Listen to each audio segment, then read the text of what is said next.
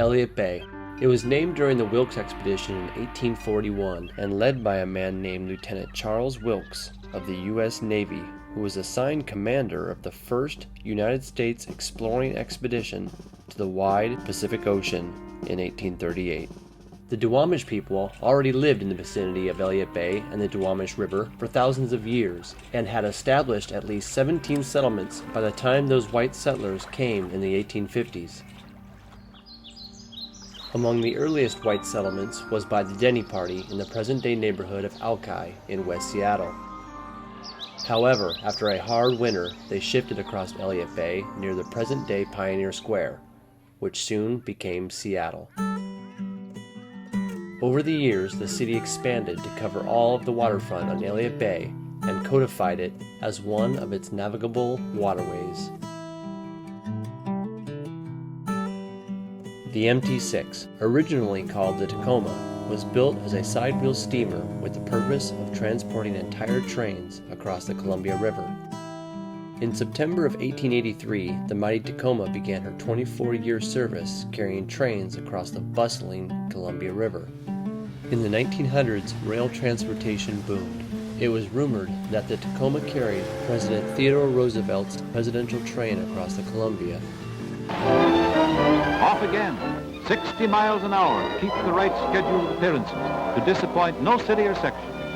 The Northwest indicated how the political winds were blowing when a vast and enthusiastic crowd welcomed him to Seattle, the metropolis of Washington State. In 1908, after being in service for 24 years, the Tacoma's service was no longer required, and she made her last run on December 25th of that same year. Milwaukee Railroad purchased the Tacoma in 1917 and towed her to her new home, the Puget Sound. She was then dismantled to the hull, except for one pilot house, renamed Barge Number 6, and used to transport railroad cars across the Sound. At around 11 o'clock p.m. on December 31st, 1949, just before the new year, the Milwaukee Barge Number 6, blanketed with snow and fog, was struck by the 6,000-ton freighter Fairland. The MT6 was in tow by Captain Pete Kittleson of Kent aboard the tug Milwaukee as it entered into Elliott Bay bound for the Milwaukee dock from Port Townsend. For many years, scuba divers have been diving on a wreck hastily called the MT6. But with new technologies available, we think we have identified the true MT6.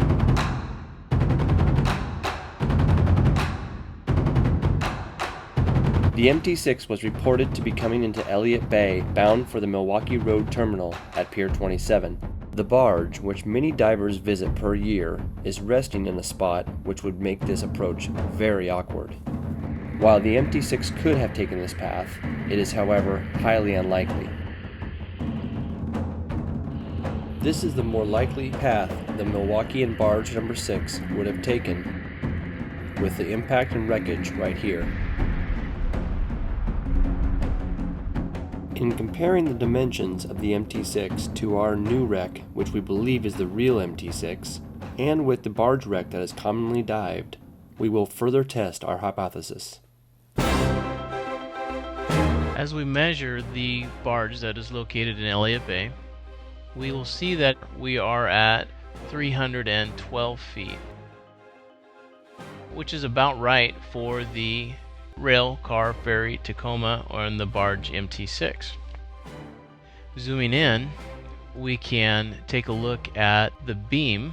We have been able to pretty well identify that the actual deck, excluding where the old side paddle wheels were on the original ferry, is about 42 feet, and this measures edge to edge 42.8 feet.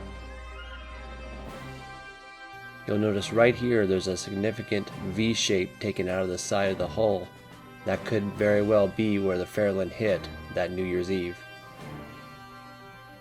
If we now move over and we take a measurement of a piece of debris next to the barge, we notice what looks like it actually could be part of the impact site, either the bow or the stern. However, we know from measurements that the beam is 42 feet on this barge. If we now measure this particular piece of debris, we see that the overall length is actually 50 feet. And 50 feet is too wide to be the beam of the barge, but actually measures the exact length of the rail cars that were known to be on the deck of the MT6 when it sank. Now, if we were to take a look at the width, and if we measure, we actually get an exact measurement of 10.2 feet. This measurement is consistent again with the rail cars that were known to be on the deck. Moving a little further south, we have what appears to be an outline of some type of debris item or structure. And I'm going to measure what appears to be a beam that we have full measurement length for, and it puts us exactly 50 feet again. And supporting this is a width on this lit beam up here at exactly 10 feet. So this is potentially another part of a rail car. We're looking for width again on this one, and we are exactly 10.2 feet. The length following this beam is 50 feet. When the MT6 sank, several of the boxcars floated to shore and were later salvaged, but presumably many sank along with the ship. The images of the rail ferry Tacoma show that it had 3 separate sets of tracks on its deck.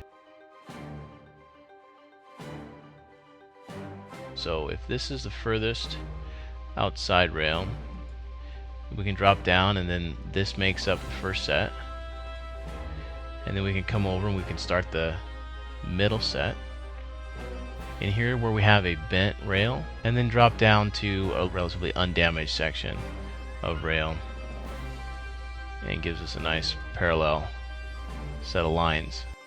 And this gives us the proper count, since we're looking for 6 individual rails or 3 sets on the deck of the ship. In this image, you will see Elliott Bay. We have loaded some bathymetry data to show the location of a wreck that's currently called the MT6. Right down here is where the wreck is residing. This is multi-beam bathymetry data, so it's exceptionally accurate and gives us the ability to do relatively fine measurements. So the beam on this wreck is approximately 50 feet. The overall length of the barge, you are sitting at around 121 feet. So it's a little too wide by about 8 feet for what we'd expect the MT6 to be. And the MT6 was well over 300 feet long, so this is nowhere near as long as we would expect to see. With the advent of spectacular underwater imaging technology, we have been able to push the boundaries of shipwreck location and identification. Our detailed hypothesis of the MT6 is credited to this technology, not readily available to the explorers of the past. While it is just that, a hypothesis, we feel it is truly compelling. Now, you decide.